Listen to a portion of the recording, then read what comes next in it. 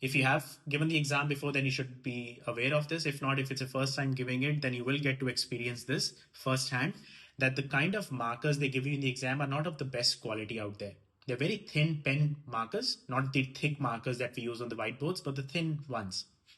Plus, to make the matters worse, they give you some laminated sheets. Erasable notebook is what they call it, but those are laminated pages both sides. Now imagine you're not using a paper and a pen, the traditional ones. You're using a thin marker on a laminated sheet of page. Okay, they don't write that great anyways. But if you leave the cap open for the markers for an extended period of time, let's say even 5 to 10 seconds, the markers will dry out pretty quickly. Now, they do give you two markers at the very beginning of the exam to start with.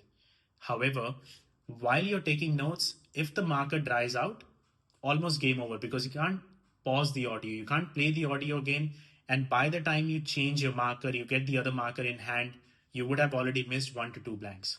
And that would be a disaster, and they would not compensate you for that. Okay. So all I'm saying is the best way to tackle this is only open the caps when you're about to write something, close the caps immediately once you're done writing.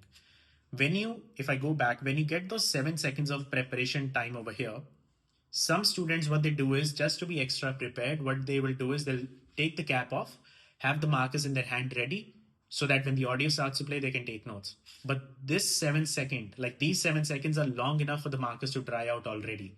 So do not take the caps off during the preparation time. Only take the caps off when they actually speak out the first word. It should be a very quick reflex action, just so that you take the caps off, you write down the words, all those 4 or 5, and once you're done, you put the caps on first, and then you start typing your responses on the computer screen.